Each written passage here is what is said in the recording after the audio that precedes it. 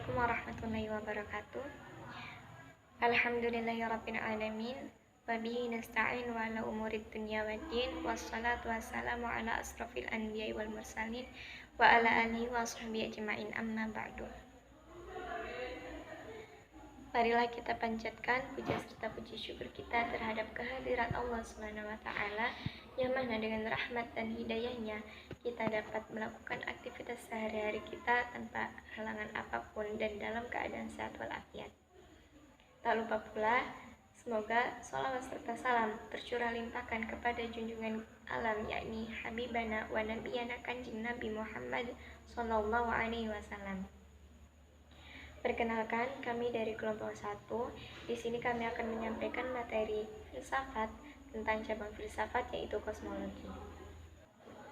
Kelompok 1 sendiri yaitu terdiri dari 6 anggota. Di antaranya ada Sofi Alfiatul Zahra dengan NIM 2104026094, Ira Ardiana dengan NIM 2104026058, Muhammad Azkiak dengan NIM 2104026073, Nafis Al-Anam Az-Zafran dengan NIM 2104026074, Ayah Khairunisa 2104026075,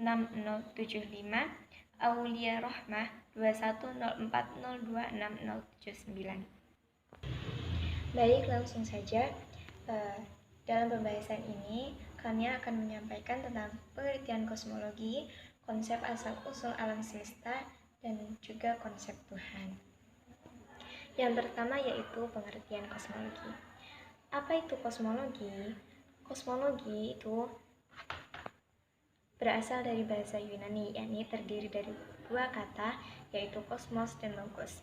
Kosmos sendiri berarti dunia, yang mana dunia ini dalam keadaan yang teratur.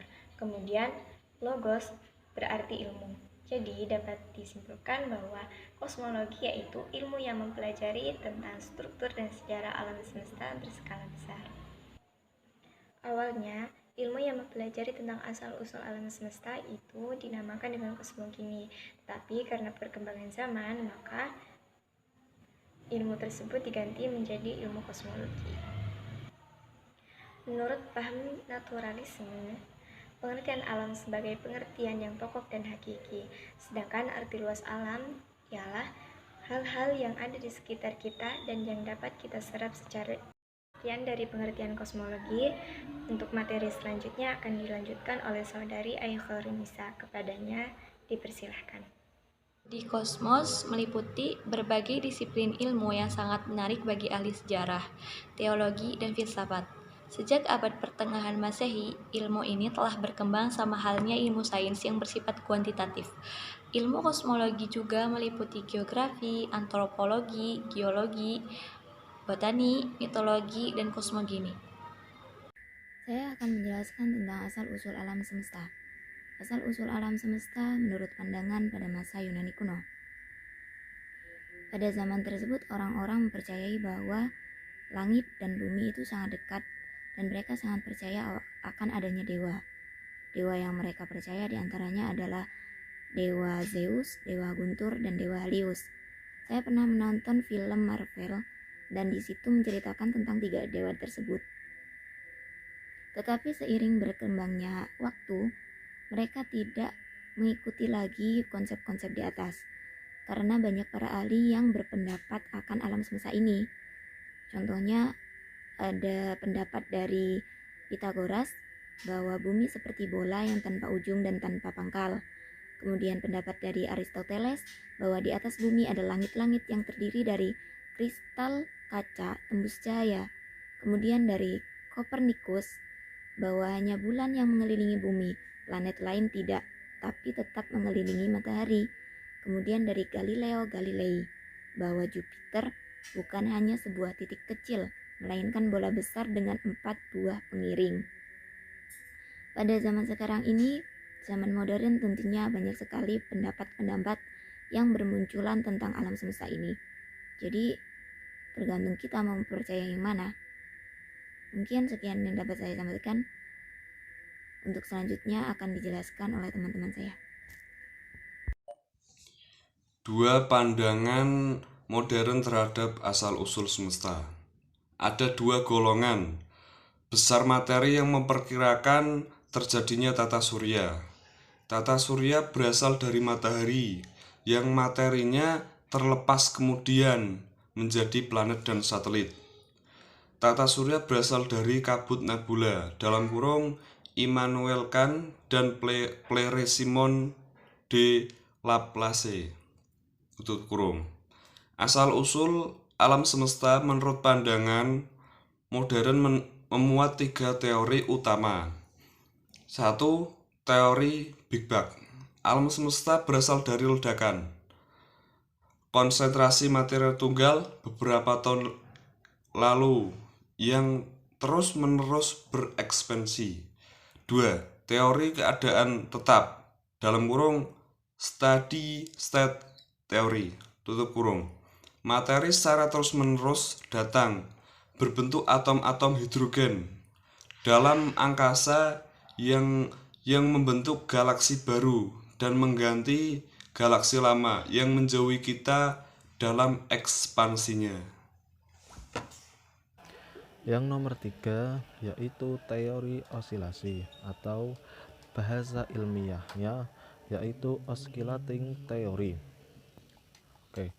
Alam semesta tidak konstan, melainkan berekspansi yang dimulai dengan dentuman besar, yang kemudian gravitasi akan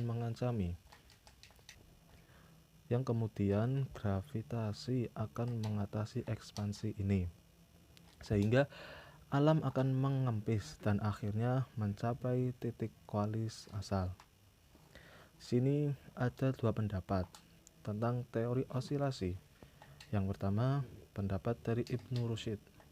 Beliau mengatakan alam itu azali atau qadim, yakni tidak bermula dan tidak pernah ada.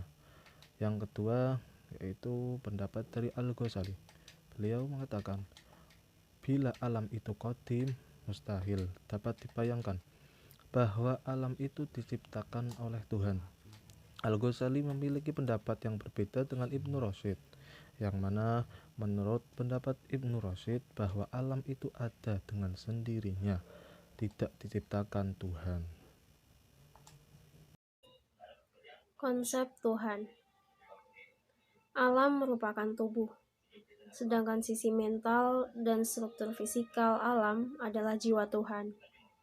Jadi, antara Tuhan dan alam adalah prinsip identitas.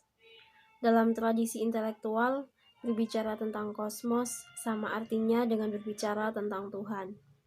Bahkan bagi Islam, secara umum tidak ada artinya sama sekali berbicara tentang kosmos tanpa berbicara tentang Tuhan. Tuhan adalah pondasi bagi seluruh pemikiran bermakna, terutama segenap konseptualisasi yang berpengaruh positif terhadap proses menjadi manusia utuh. Tentang paham penciptaan, menurut filsafat skolastik di Eropa, penciptaan dari ketiadaan dan tanpa adanya materi dasar. Jadi, apapun yang ada di luar Tuhan, segala alam dan isinya secara total dilakukan oleh Tuhan. Tak ada sesuatu sebelumnya. Berikut disajikan beberapa uraian. Yaitu 1. Tak ada waktu sebelum penciptaan. Kita tidak boleh beranggapan bahwa sebelum penciptaan alam ini hanya ada Tuhan. Kata sebelum tidak tepat karena Tuhan tidak berada dalam waktu. Waktu itu diciptakan bersamaan alam semesta. Nah, yang kedua, deisme. Deisme tidak dapat dipertahankan. Deisme adalah hakikat Tuhan ditangkap melalui gambaran pembuat jam yang sempurna, dapat berjalan dengan sendirinya. Tetapi paham deisme tidak dapat dipertahankan.